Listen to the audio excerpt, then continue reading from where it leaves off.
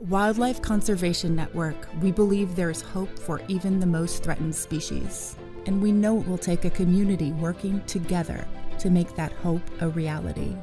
That's why we invest in local leadership and conservation around the world, support a network of partners with bold, effective solutions, and establish wildlife funds to save a threatened species across its entire habitat. We connect donors with the conservation work they support and ensure 100% of their money goes to the work they care about. Together, we're building a world where people and wildlife can coexist and thrive. WCN is perhaps the most extraordinary and successful conservation organization anywhere. Join us in creating a future for wildlife.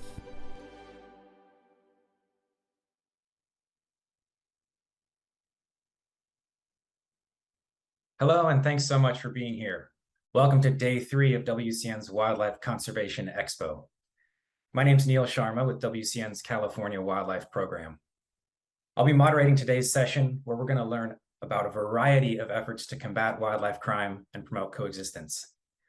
We'll hear about work to protect pangolins, cheetahs, and rhinos, as well as their ecosystems. We have 3 segments in an hour with a brief Q&A following each, so please use that chat function to the lower right of the window. We'd love to hear from you. I hope you've had a chance to check out previous sessions. We have quite a bit more coming this week, and you'll also be able to check these out online afterwards. We're going to get right into it, starting with the Pangolin Crisis Fund, African Nature Investors, and Environmental Investigation Agency.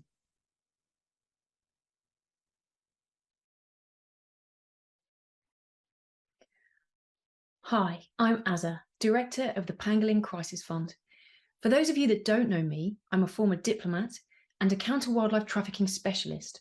I spent 14 years working for the British government, including as a senior diplomat in Kenya, and I've trained and mentored government rangers and wildlife scouts across East Africa in how to combat wildlife crime.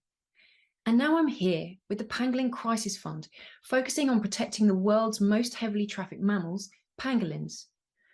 Today, I'm going to give you an update on our strategy and share some exciting developments. Then I'm going to introduce you to our inspiring partners, African Nature Investors and the Environmental Investigation Agency, whose incredible partnership is achieving huge progress in tackling the illegal wildlife trade in West Africa. So first, for a strategy update. As some of you may know, here at the Pangolin Crisis Fund, our strategy is threefold. We fund projects that protect pangolins and wild pangolin landscapes that can become strongholds for all 8 pangolin species across their ranges in Africa and Asia. We support counter-wildlife trafficking projects that disrupt the flow of pangolins, pangolin products, and other endangered species, and work to disrupt every link in the chain from poacher to consumer. And we also fund demand reduction initiatives that can help to close down the market for pangolin scales, meat, and other endangered species. Now, pangolins may be small, but they have some big problems. They are hunted right across their range in Africa and Asia for their scales, for their skins, and for their meat and claws. Hundreds of thousands of pangolins have been taken from the wild, and all 8 species of pangolins are now at risk of extinction. So the Pangolin Crisis Fund was created in 2019 to fight back for pangolins. And in just 3 years, the Pangolin Crisis Fund has become the world's largest funding mechanism dedicated to saving pangolins. So far, we've raised $4.4 million, supported 43 projects across 25 different countries, and are helping to protect all 8 species. And because we're helping to protect entire landscapes, and because wildlife traffickers trade in multiple species, our funding strategy helps to protect entire ecosystems and huge numbers of other species in addition to pangolins. Now, pangolins are shy nocturnal animals. They're relatively small in size, and because they live in burrows or high up in dense forest canopies, they're difficult for conservationists to monitor. This lack of data means we don't know how many pangolins are left in the wild, and we don't know how many are being poached. So I wanted to share a very exciting update. the Pangolin Crisis Fund has partnered with Langland Conservation to launch the Pangolin Landscape Project. This groundbreaking project works with local partners by collating and analysing the data that does exist, so we can get a better understanding of where pangolins are right across their ranges. And not only that, the project maps the landscape itself, analysing protected areas, altitude, roads, river systems, and human settlements to help support our partners, including analysing data from NASA to map bushfires that can indicate poaching, mapping logging concessions as there can be a crossover with wildlife trafficking, mapping mining concessions and palm oil concessions as these can have a devastating impact on habitats, as well as ports which play a major role in the export of endangered wildlife. And all of this is critical because we need to know where the pangolins are in order to protect them. And we need to know where the threats are, like poaching hotspots and trafficking hubs and habitat threats, and to understand the factors that are driving them so that we can direct our funding to have the biggest possible impact. And we're helping to tackle these threats by supporting the management of key protected areas, empowering local communities, supporting education and teaching people about the forest, supporting alternative livelihoods and promoting environmental sustainability, to help entire communities share a place with nature for the benefit of people and wildlife, and to help entire ecosystems to survive and thrive. But all this work takes place in the context of wildlife trafficking conducted by serious organised criminals. This is a multi-billion-dollar criminal industry, so we also fund projects that support intelligence-led investigations and prosecution services, legislative reform, and that tackle the corruption that facilitate wildlife crime. Well, now you're going to meet two incredible partner organisations who work together to tackle all of these issues, protecting landscapes and combating wildlife trafficking. So we're zooming in to focus on Nigeria, and it's my absolute pleasure to introduce you to Tunde Morakinyo from African Nature Investors, who's going to take us on a journey to a very special national park. My name is Tunde Morakinyo. I'm the Executive Director of the Annie Foundation. We're a not-for-profit organization registered in Nigeria, and our flagship project is the protection and development of Gashaka Gumti National Park. Gashaka is the largest national park in Nigeria, 7,000 square kilometers, located right on the border with Cameroon. And it's a spectacularly beautiful park, covered in rainforests in the mountainous south of the park. And then as you go further north, the park dries out and you move into dry woodland savanna. But right up in the mountains, you have montane grassland and cloud forest. And so it has an enormous diversity of plants and animals. But unfortunately, the park faces quite a number of threats, which basically places the park in danger. The park is threatened by logging, primarily for rosewood, for the Far East, mining in its rivers for gold and gemstones by artisanal miners, poaching for the bushmeat market, and forest fires from illegal cattle grazers. So these threats are really, really serious. And just in the last 2 years, we've started a program to deploy rangers across the park to deal with these threats. And we've been very, very lucky to receive some funds from the Pangolin Crisis Fund. This money is really important to us because Gashaka is a stronghold for pangolins in Nigeria. We have a significant population of white-bellied pangolins, and we are the only confirmed known location for the giant pangolin in Nigeria, which is critically endangered across the continent. So the funds from the Pangolin Crisis Fund are incredibly important for supporting our rangers who carry out these patrols to be able to curtail the illegal activities in the park. As important is the wider policy context. Even though we need to protect the pangolins in the park, dealing with the legislation that stops or discourages the illegal wildlife trade and therefore the hunting of pangolins is also important. So I'd like to introduce my colleague Wilson, who will speak to you about the important work he's doing to deal with the wider legislative context in Nigeria, which will help us stop the illegal hunting of pangolins. Thank you.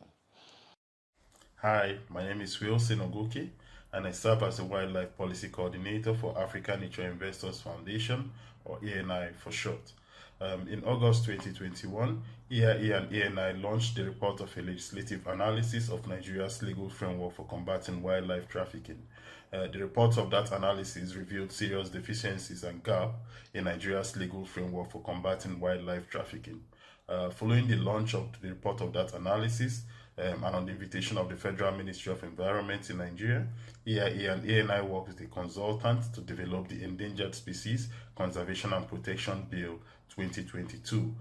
The core objective of their work on the bill was to ensure that the gaps highlighted by the report of the analysis were addressed and that Nigeria becomes compliant of its obligations under CITES, the Convention on Migratory Species, and other biodiversity conservation-related conventions to which it's a party. To that end, the bill incorporates model laws, guidelines, and best practices developed under those conventions, and if enacted, will ensure that Nigeria's ongoing efforts to combat wildlife trafficking is underpinned by a solid legislative basis. The bill itself is currently undergoing legislative action at the National Assembly. Progress has somewhat been slowed by ongoing political activities in Nigeria ahead of next year's general elections. However, EIE and ANI have continued to follow up with the sponsor of the bill, and he assures us that as soon as the House returns from its recess, he would formally present the bill on the floor of the House. Thanks so much, Tunde and Wilson, for talking us through your inspiring work. Well, we're now going to meet another incredible team that are making extraordinary progress against wildlife trafficking. So I'm very excited to introduce you to Mary Rice, Executive Director of the Environmental Investigation Agency. Okay, thanks, Azza, and thanks very much for giving us the opportunity to talk about our work. For those of you who are not familiar with the work of the Environmental Investigation Agency, we work to investigate, document, and expose environmental crime and abuse. And as our partners, Annie, have just been explaining, we've been working with them for the last couple of years, looking at how we can impact and negate the work of illegal wildlife traffickers in Nigeria. Nigeria has become the single biggest exit point for illegal wildlife trade out of the continent of Africa. And since the last conference of the parties to CITES in 2019, according to EIA's data, there has been almost 18 tons of ivory seized, and around 110 tons of pangolin scales, all of which are linked to Nigeria, leaving Nigeria heading to Asia predominantly through Vietnam. Obviously, the work we do with Annie is to try and expose some of the organised criminal syndicates that are operating in Nigeria and exploiting weak governance.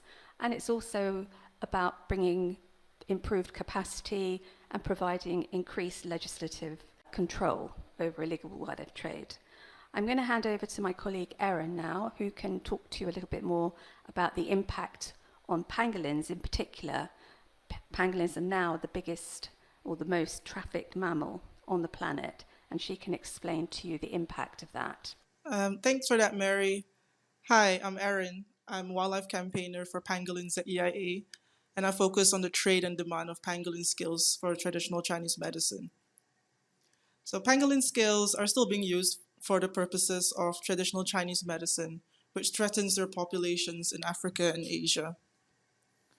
Demand reduction is a combination of consumer change and laws. The problem facing pangolins is that one of the largest consumers, China, maintains a domestic legal market for pangolin scales. As long as this market exists, the poaching and trafficking of pangolins will continue in order to meet this demand. At EIA, our work is in exposing the trade chain from Africa and Asia into China through investigations and intelligence gathering. We also document multi-million-dollar pharmaceutical companies which produce medicines containing pangolin scales and target large international investors who finance such companies. Through these efforts, we campaign for the closure of China's domestic market. Our work has found that as recently as 2021, raw pangolin scales continue to be discreetly traded in some of the largest traditional Chinese medicine ingredient markets in China. And in 2022, Our research has identified over 50 products containing pangolin scales that are still being manufactured and publicly available for sale. If you would like to read our reports or learn more about EIA, you can visit our website at eia-international.org.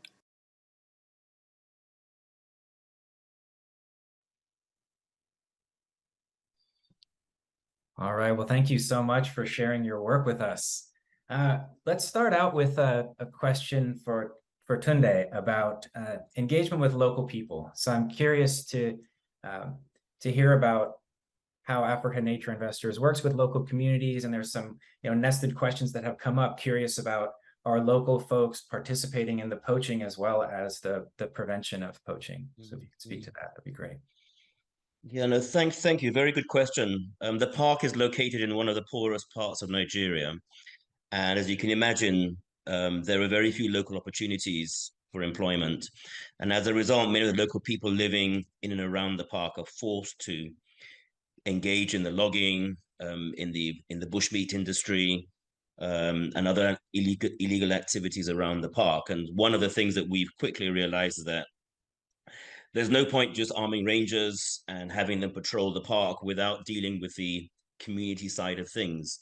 If you really want to try and curtail the illegal poaching of pangolins, it's really important to provide economic alternatives so people have other ways of legally bettering their livelihoods. So we recently carried out an extensive socioeconomic survey of all the communities in and around the park. So we understand we've now got a very good picture of where people live, their populations, their livelihoods, and the challenges they face. And we're now working to carry out a series of programs with the communities around the park, working on improving community education, health, but very, very importantly, investing in enhancing their livelihoods. So we're also working with communities now on sustainable agriculture, on improving pastoralism in the areas outside the park, and also supporting SMEs who are involved in agri-processing of the various crops that are grown around the park. And it's really through this that you will have a sustainable solution to dealing with bushmeat poaching and the hunting of pangolins. Just kind of doing protection work on its own with rangers is only half of the conservation story. Unless you carry the community along and get their buy-in into the protection of the park, you're fighting a losing battle. Thank you. And Mary, a question for you about zooming out a bit and thinking about how important Nigeria is compared to other countries from your perspective in Africa in dealing with the pangolin trafficking issues. I think, okay, so, EI has been working in this sort of sector for the last nearly four decades. And, there are different hotspots during that period of time. Nigeria has now emerged as the biggest exit point. It's moved from, the east coast of Africa now to the west coast. And that's because of weak governance and corruption predominantly. So a lot of the focus of our work at the moment is looking at Nigeria's role, and also because Nigeria is only one part of the problem, the other part of the problem is also Vietnam, which is where most of the wildlife, the illegal contraband is making its way. And then from Vietnam, it will move on to perhaps China and other places. So right now, Nigeria is a hotspot. Over the next few years, that may well change. Once we start tackling the problem in Nigeria and suppressing the issue, then you may displace it somewhere else. But that's part of the work that we do, is to just track where the trafficking is going. Right. And so Aza, then from your perspective, how does tackling the illegal wildlife trade specifically fit into the overall Pangolin Crisis Fund priorities? Yeah, thanks, Neil. So we have to protect the landscape. We have to make sure that the animals are safe in the landscape while we deal with these longer term issues, like trying to prevent wildlife trafficking and disrupting it and tackling demand.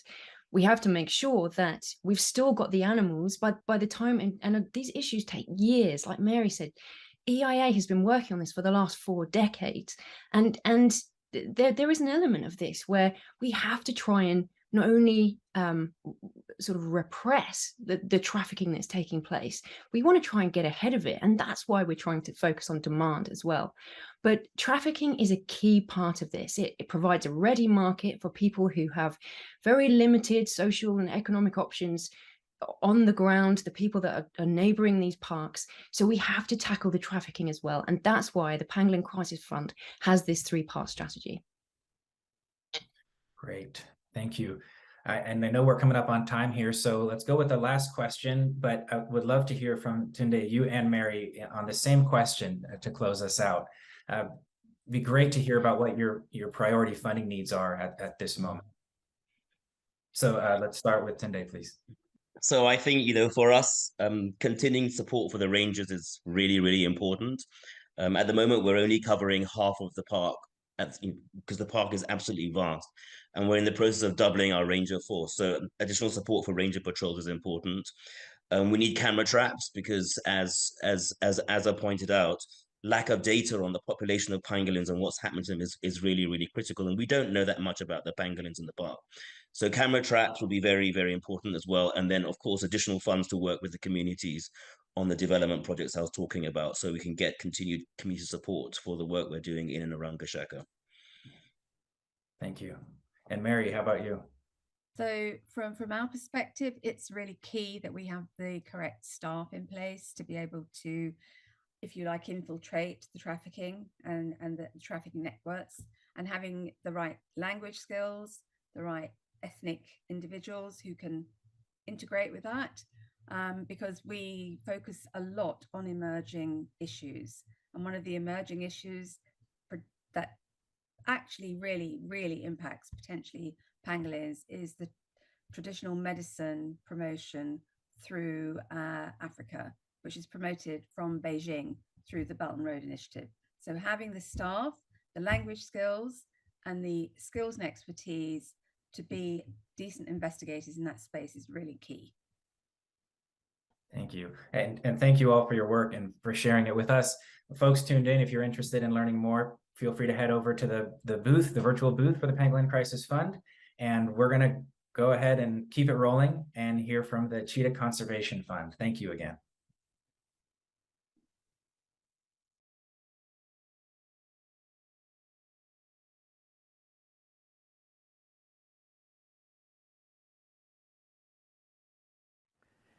Hi, I'm Dr. Lori Marker, and I'm the founder and executive director of the Cheetah Conservation Fund. I set up the Cheetah Conservation Fund back in 1990 because I couldn't find anyone in the world who wanted to help save the cheetah. So one of our mottos is Save the Cheetah, Change the World. And we do that through our Future Farmer of Africa training program. We do that through our livestock guarding dogs. We do our research through the use of our scat detection dogs, our genetics lab, our veterinary clinic to understand not only the overall health of the cheetah, but understanding the health of the livestock. And the livestock is really the basis of Africa. Our other foundation here in the country, in the continent, has been now in Somaliland. But here we're developing a center similar to that here in the Horn of Africa. I didn't know that we were going to be doing that 30 years ago, but there we are, developing programs very similar, Future Farmers of Africa, stopping the human-wildlife conflict, helping livelihoods develop, education of children. And that's really what the future is for the cheetah, for many of the different species. This is an integrated system, and we're a part of it as people. So the Cheetah Conservation Fund is bigger than the cheetah. It's about making a place on Earth where this wonderful species can live and that we can live in harmony together. We're working in Somaliland right now, and there's also human-wildlife conflict, but that human-wildlife conflict is also leading to illegal wildlife trade, where the cheetahs are out and other predators catching livestock, and the rural communities don't know what to do, and what they've done is actually steal cheetah cubs and then tried to sell them, which is illegal in the country, against the law, and they're going into the Middle East. What we've been doing for a number of years now has been to try to understand more about why the trade is going and what we can do about it. And that's where, for the last couple years, we've been very, very active in Somaliland because we've been so involved in a lot of the community-based work. We've done awareness campaigns. We've traveled through much of the region. We've put together the governments of Somaliland and Ethiopia for regional border.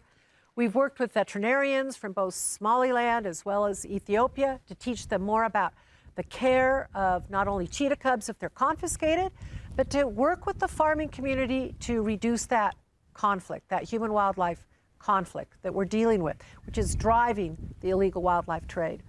So much of the work that we're doing in Somaliland is being replicated, actually, from what we've done in Namibia. Although we have to tweak it and change it, but that's really what I spent a lot of the last couple of years dealing with, is trying to save the cheetahs in the Horn of Africa. In fact, this is not the first time that you went all the way to Audal and all the way to Selan. And this trip, I don't think it is different, but you'll be careful with the situation because there are droughts. Yes. Yes, in all regions now. Yes. Before it was in the western and eastern region. Now it's also in the western regions. Wow. Yes. In that case, I know you'll be doing a great job, and I hope you'll be satisfied with the results. Yes. We hope. Yes, inshallah. And the other thing is that you will be going to see the governor and the mayor, so that you can have an entry point with the government. Conversation, and inshallah you will be safe and sound. And when you come back, we'll see you, inshallah. And we will with a very good report. Good. And by the way, if you see any wildlife, or you can give them water if you see them. But the wildlife, we hope, is more desert adapted than the people are. Than the people, absolutely. Absolutely.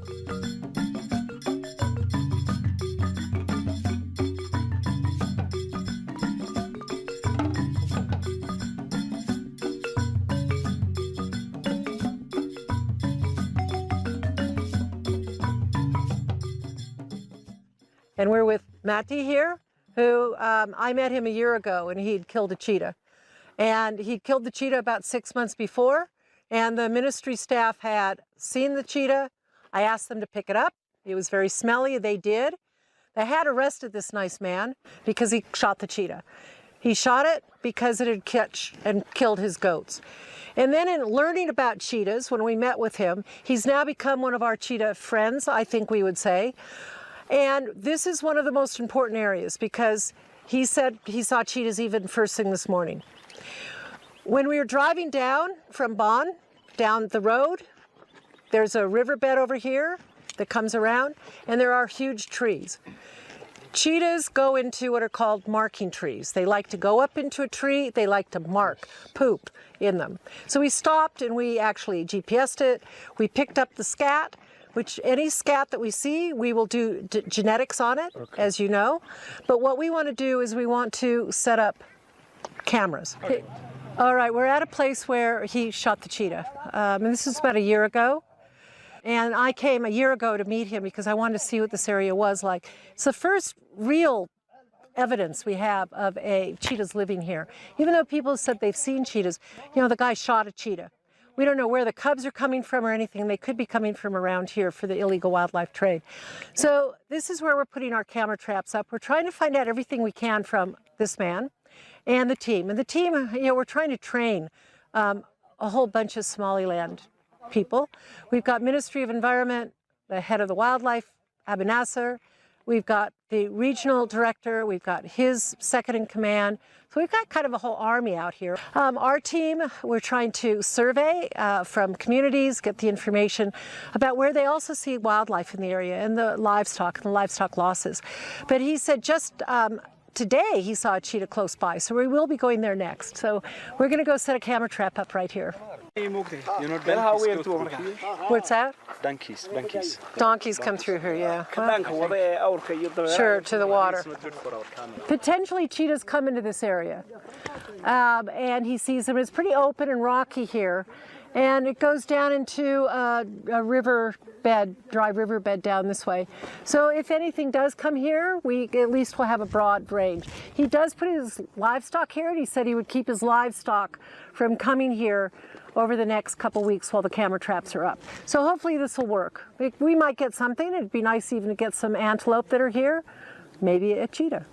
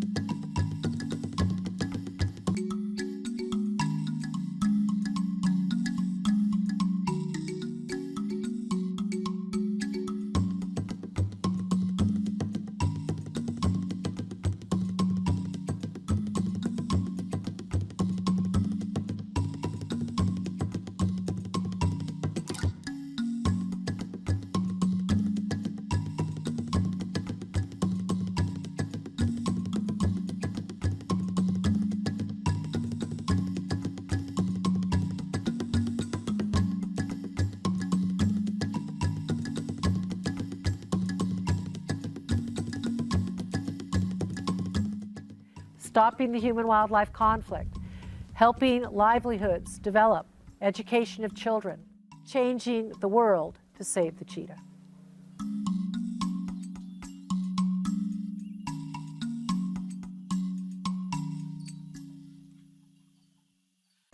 And we want to keep cheetahs living free and in the wild. Working together with the Somaliland government and the Namibian government, we're making great strides. And together we think that communities can be the solution. And we are working on all of these communities throughout Namibia, Somaliland, through our Future Farmer of Africa program to save the cheetah in the wild for future generations. And thank you for your support. You've been a major player and partner with us in the work that we're doing to save the cheetah. So to find out more about CCF and our centre here in Namibia or up in Somaliland or around the world, please visit our website at cheetah.org. There you can find ways that you can visit us, that you can help us, that you can sponsor us, and how you can help us keep the wild truly wild.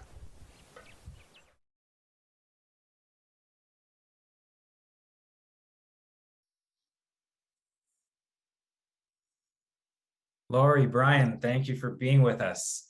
I'd like to start by asking about some really exciting news that it has me smiling already, which is about the reintroduction of cheetahs to India after a 70-year absence of cheetahs from Namibia.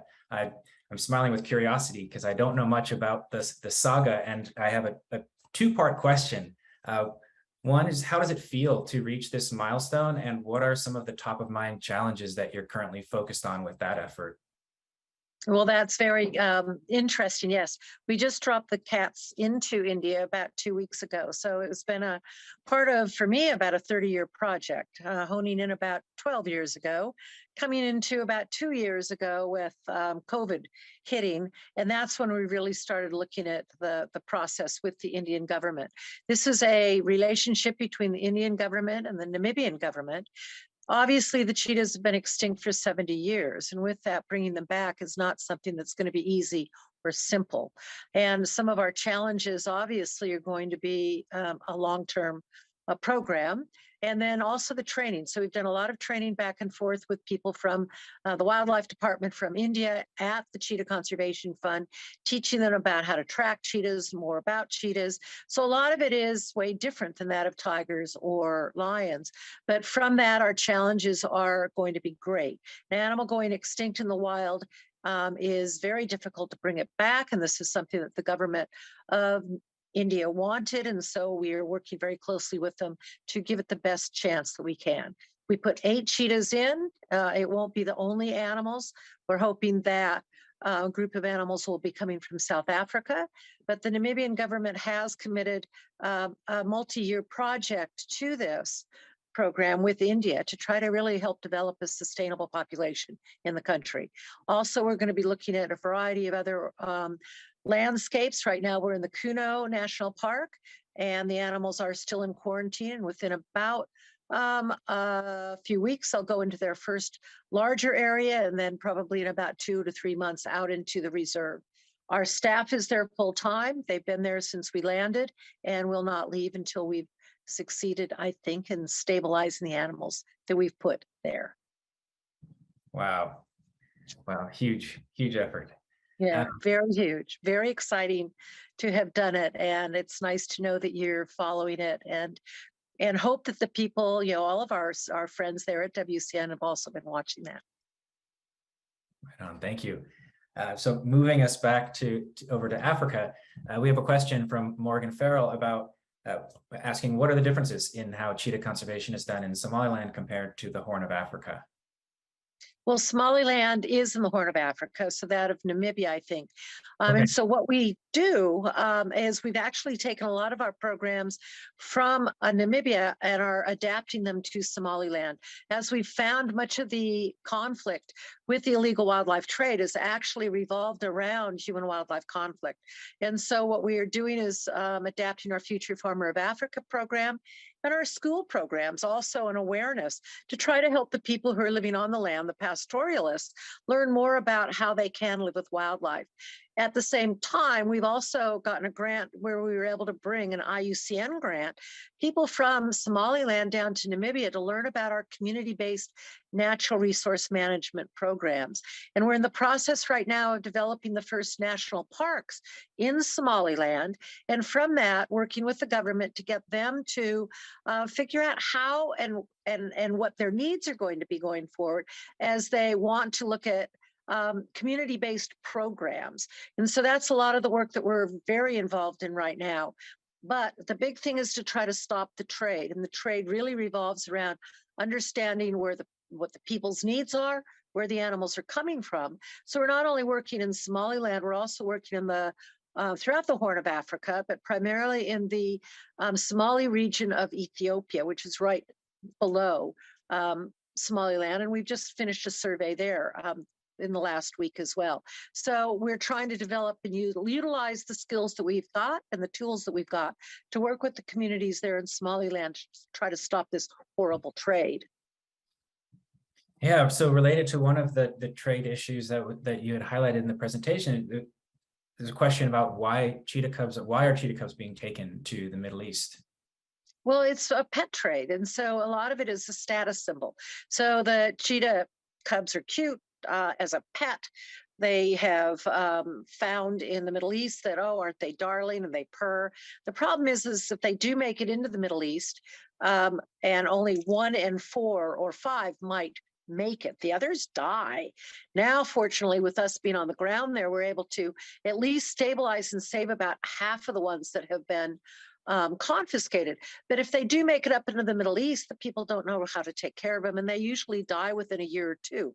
And they think they're cute, and then they want to come back and get more of them. So we are also actually working in the Middle East at this point, not only in the UAE, but also in Saudi Arabia, working with their governments, working through CITES to try to actually stop this trade, but working with partnerships within the government to try to stop this trade. It's illegal.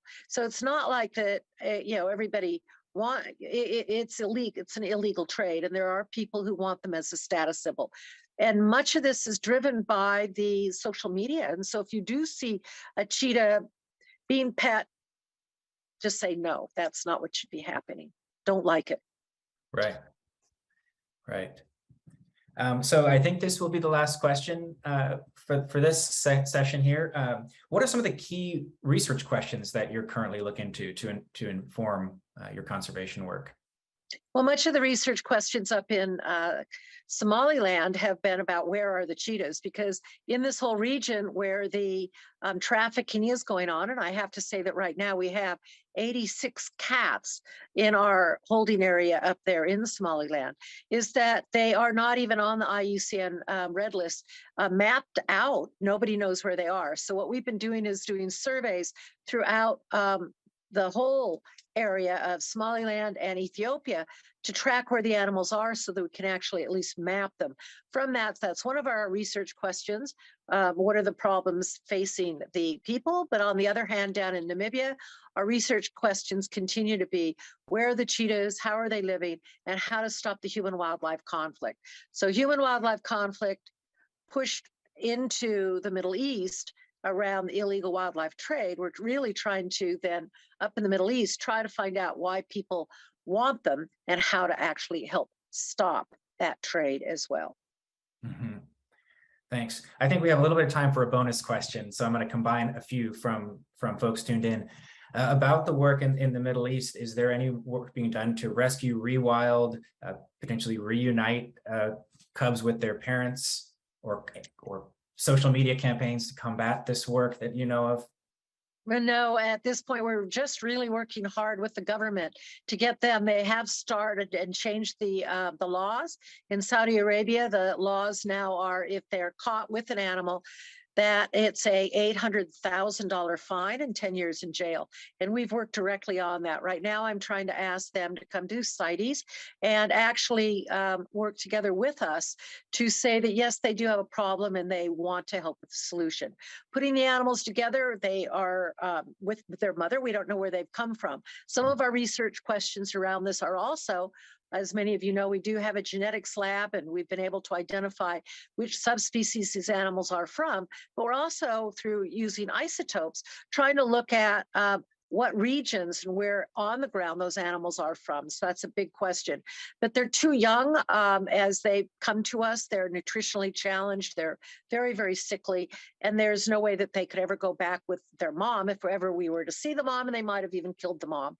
So all of these are big questions, and I hope to be able to help share more of this information. So please do, contact us, cheetah.org. I'm happy to answer any questions at any point in time. And Brian, who's there, will be able to answer questions in our booth throughout all of the times at WCN. So looking forward to seeing everybody, and thank you for those questions. And our genetics research is extensive, as well as all of the nutritional questions and health questions that we're looking at to try to save these animals as well. Thank you so much, Lori. Thank you, Brian, for sharing this work with us. And as Lori said, Brian will be in the Cheetah Conservation Fund booth, so head on over there if you're interested in learning more. And we're going to move right into the third and final section for today, where we'll hear from the Rhino Recovery Fund and Wildlife Act. Thank you. Bye. Hi there, Marcus Hoffmeyer from the Rhino Recovery Fund. Greetings from Ngorongoro Crater, where we're checking on the grant that we gave to the Ngorongoro Crater Conservation Authority together with Frankfurt Zoological Society. A very impressive rhino recovery success story that we're supporting in this area. Rhinos were down to just a few individuals in the 1990s, and they've recovered spectacularly through good protection, law enforcement, and the country as a whole standing behind rhino conservation. So one of the issues that we have to deal with in the Rhino Recovery Fund's portfolio is to deal with illegal wildlife trade disruption, the fundamental underlying cause of decline of rhinos because of poaching. And this is something that they managed to sort out quite correctly here in the Ngorongoro area, allowing the rhinos to have a safe habitat without fences in an open habitat, something we would like to see the Rhino Recovery Fund support more in the future. But back to the IWT issue, this is something that we really need to deal with at various levels, and for that reason we have a very nice presentation to you from Zama Ngube from Wildlife Act today, who works in and around Umfolozi Shishlu, where currently some of the most rhino poaching is currently taking place. A serious situation in the reserve that was the place where white rhinos, southern white rhinos, were saved from extinction, and now they're facing a similar plight in that particular reserve. So Zama will give us some of the background and nuances of some of the issues related to that. And with no further ado, I'd like to hand over to Zama to give us this great presentation. And thank you to all our donors for supporting the Rhino Recovery Fund so that we can put money into projects where rhinos are being protected and recovered. Thank you. Good day, everyone. My name is Mark Gerard, and I'm the Managing Director for Wildlife Act, a partner which works very closely with WCN through the Rhino Recovery Fund. And I'm here with my colleague Zama Ngube. Hi everyone, my name is Zama Ngube and I work for Wildlife Act. We're basically here in Mfolozi Park, which is the oldest park in Africa. And we welcome you, and yeah, we're happy to share what we do as Wildlife Act and our partnership with Ezemvelo and also WCN. Yeah, so we're coming into you from KwaZulu-Natal, which is on the east coast of South Africa, from a park, as Zama mentioned, the oldest park in Africa, Mfolozi Park, and we are with Wildlife Act. Just a little bit of context, Wildlife Act is a non-profit that focuses on endangered and priority species, and really that important interface between species and conservation work and people.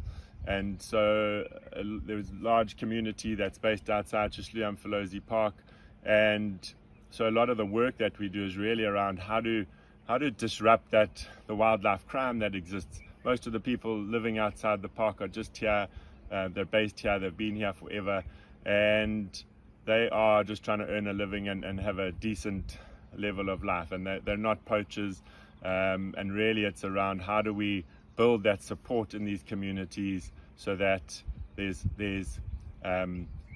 just those chains of poaching are disrupted.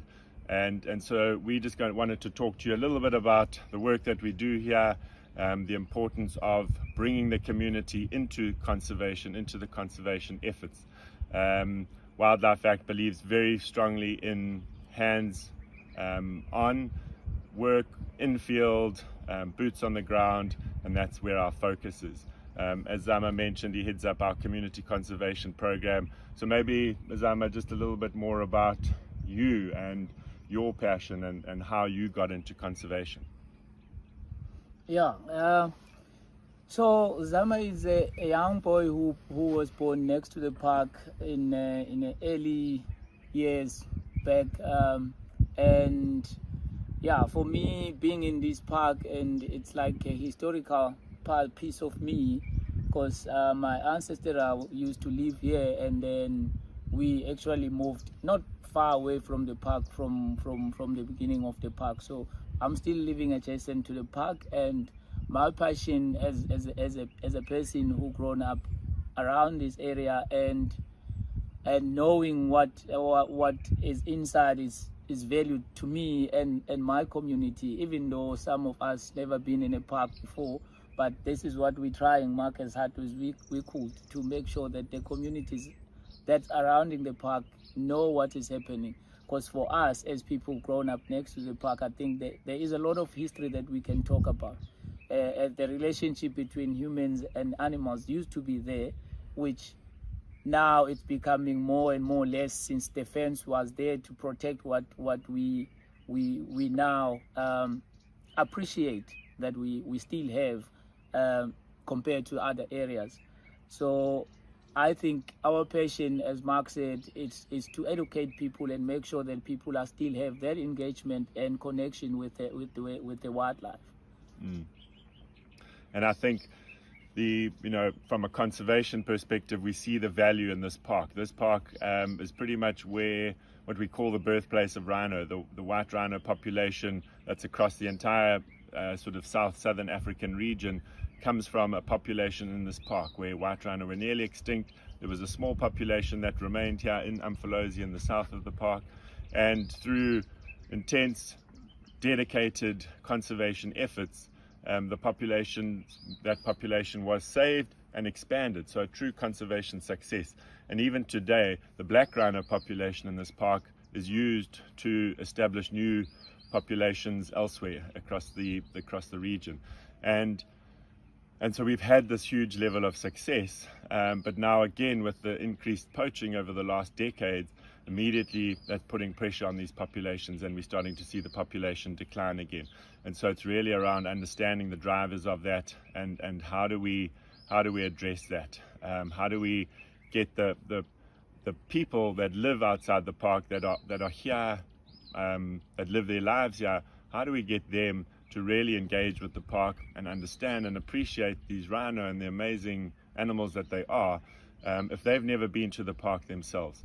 And I think a large part of that then is really building that value for the people outside the park, building the understanding of what happens in the park, career opportunities in the park, and building them into that process.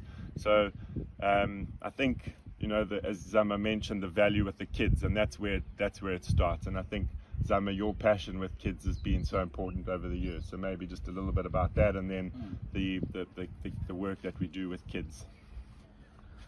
Yeah, so what we do, we go around these protected areas. We go to the schools, we do the school visit, and we educate the kids about the importance of having this nature or environment around their area.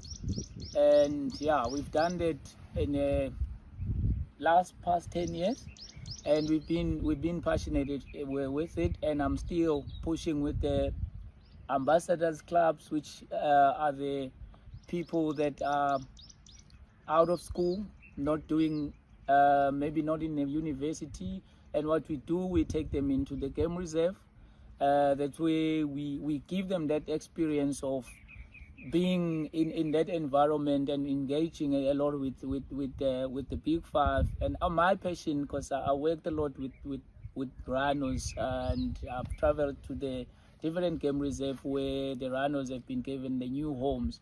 So my passion is to take those young people into the park, and we walk with them, we show them tracks, and we tell them how important these rhinos are in our heritage, and also by them being here.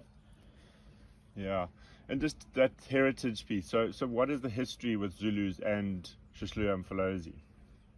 Yeah, as we all know that in Shushlua Mfolozi Park, there is a piece of land which is still now untouched, which we call it the wilderness area, where Shaka Zulu, known to be his hunting area, he used to protect these icon species into that land. So that's why we call this a birthplace of rhinos. If you look down in the south, you can see that area now is still untouched, and our passion is to make sure that the rhinos, because this is their land, they keep growing into the point whereby we all as African appreciate what we have as our inheritage. And Zama talks about a story of one of the Nduna, one of the headmen of the area, and he had a herd of cattle long ago, and he remembers often waking up in the morning and there'd be rhino with those cattle in his herd. And it wasn't a conflict issue. It was just, the rhino with the cattle again. And it was that mindset then to be able to herd those rhino back to the park again. And so there was always that appreciation for wildlife. And what do you think has changed, Zama? Why has that connection been broken now and we don't see that anymore? Yeah, I think the connection, Mark, honestly start breaking down when the fence were up and people have that feeling that they're no more belonging into the park, and the park is for somebody else. As I can quote, recently I was like to take one of the youth from community where she was just the first time for her to be in a park, and she mentioned that from her knowledge is that the park is only for tourists, but the black people can be only in a zoo where they can see animals. And that was for me that it touches me a lot as someone who works with the community. And for me, I feel like we're not doing much, but from that experience, I think we can push ourselves more and more to make sure that the engagement from us and the community is growing, and we make sure that people are are knowing or getting back into their roots where they can appreciate the animals. Because from where I grow up, Mark, there is names that have been named by people since the animals were used to come and drink water. We have the water place where it's called Upechan. It's a drainage line. It used to be in water and the springs there. Black Bejan is a black rhino. Yeah, and still that name exists there. It's called Bejan. We have another name, the other area called Ezimpisini. That's where I grew up. There's a big rock where the hyena used to live with humans, and there was no much of the conflict. I think that breakage through the years, and it make a lot of different misunderstanding of the animal, where the animals belong. But actually, if we can go back to the elderly people and speak to them and make sure that they pass that message to the youth, and I think we can win it. So I think a large part of the work that we do is creating that positive association. So as Zama mentioned, the fence was initially seen as a barrier to keep people out. And what we're trying to do now is to switch that around, is to make that positive association. The fence is there to actually create opportunity for people, and we're working with small businesses that from the community that can help to maintain. And that's the work that we're doing with Rhino Recovery Fund. We're working to highlight the value of the fence from keeping potential predators or wild animals out from any human-wildlife conflict, from damaging of crops or human lives or livestock, and so create that positive association. And so then people are appreciative of the work that's going on here and connected to it, and really that creates the value. As Zama, I think we still need to work hard, because our passion is to change the mindset of the people and make sure that they appreciate what is belonging to them. And a huge thank from Rhino Recovery Fund on supporting this. And yeah, we really appreciate. We'll keep pushing till there is a change. We are deeply hoping that there will be a change when we work hard as we could with the youth. And I think, every individual that we can change that mindset and bring that connection is a victory, is a success. And I think having that passionate team of people on the ground is crucial. But yeah, thanks very much to WCN, Rhino Recovery Fund, and everybody watching today. It's been really good to join you. So thank you very much.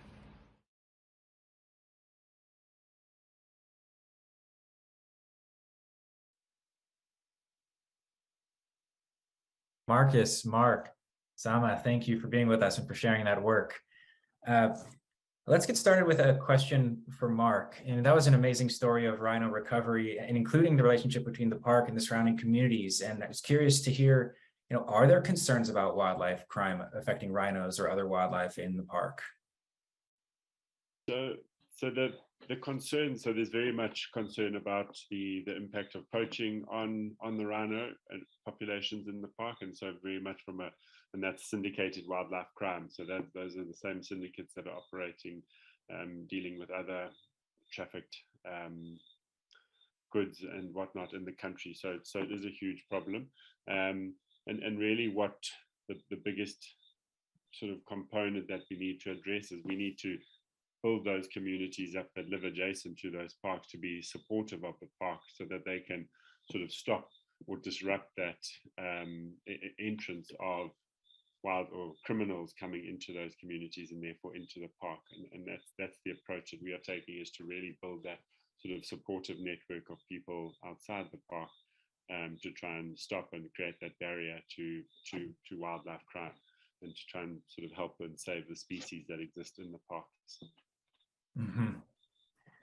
And so with the community engagement programs, a question for Zama, described in your presentation interacting with many different parts of the community, for example, different age groups. Are you seeing particular growth or success in certain areas? Yes, I think I mentioned that we've been based in one area in the past years, but we just now expanding our program to HIP. So HIP, yes, they do have the programs that they've been running throughout the years, but the engagement in between, there were some cracks, which we are trying as much as we can to keep it going. as we created some club, the club members now. And I'm also from the local community, so I'm working so hard between the Indunas that I know to create that relationship and make it stronger. Neil, maybe if I can just add something there in terms of a success, at the broad base of where we work is very much with primary school kids, and what we found sort of 7-8 years later, we've had those same kids that have gone through parts of the program coming back to us as they finish school and say, you sort of sparked that element of interest in conservation and in the environment, and we now sort of want to pursue a career in it or other opportunities in it. And just that sort of notion of success is really, really inspiring. And then sort of part of that has led to sort of further career guidance and career support to get these youngsters into conservation. Oh, that's amazing. And zooming out a bit, question for you, Marcus. What are some of the top, or maybe one top of mind issue on your mind related to wildlife crime and rhinos as a whole, and any success stories that you'd highlight to close us out for today's session? Well, I think that wildlife crime is the underlying demise of the rhino species throughout the world. The rhino horn is one of the most valuable natural commodities that the illegal wildlife criminal syndicates are trading in. So there's a significant incentive for criminals to get involved with rhino horn. And these criminals are often the ones that are also involved with human trafficking, gun smuggling, drug trade, cash and transit heists. So they're really organized, highly criminalized syndicates. What we are seeing particularly in countries where there's significant political will to stop rhino horn trade, it's having a good impact on all the other crimes in that area where rhinos are. So for example, in Kenya, if you have rhino on your property, there's an upswing in tourism bookings, because you know that the security of that area that the rhino is in is much better than areas where there are no rhinos. So it's a positive for that sense. And then all wildlife species that occur in that particular area are then sort of in a way protected by the protective blanket that you give to rhino security. Just as an example, I think in South Africa we've got some issues. There's a lot of corruption. The political will may not be as outspoken as it is maybe in some of the other African countries, and therefore the decline is still happening. But I think the work that Mark and Zama are doing are examples of where locally based NGOs are working with communities to try and get that sort of understanding and support, so that you break that cycle of criminals being able to enter through that sort of landscape into a park and kill the rhinos. Right. Well, thank you, Zama, Mark, and Marcus. Thank you to all the presenters today and to all of you for joining Expo this year. It's time for us to wrap up day 3. We'll be back online here tomorrow at 2 p.m. Pacific time, where the theme is restoring wild places. Thank you for all that you do for wildlife conservation. Thank you.